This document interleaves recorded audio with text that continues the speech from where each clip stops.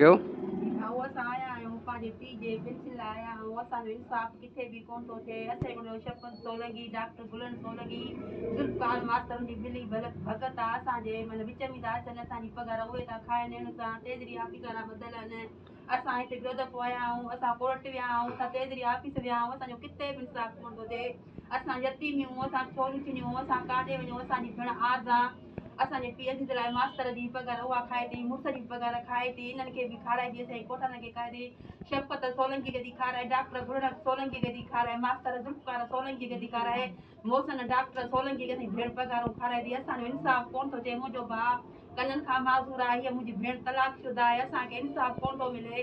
बराए महिरबानी जेके बि ऑफिसर आहिनि गवर्नमेंट जा, असां उन्हनि खे अपील था कयूं, असां एतिजा था कयूं, असां न्याणियूं, असांजो इंसाफ़ थी वञे।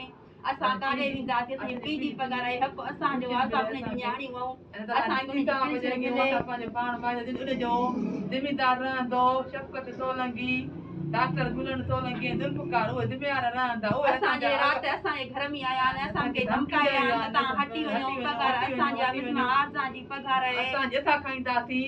असां असांजो त पीउ आहे, असां उनजी धीअरूं, असांजो केरु आहे? हक़ीदार त असां आहियूं न।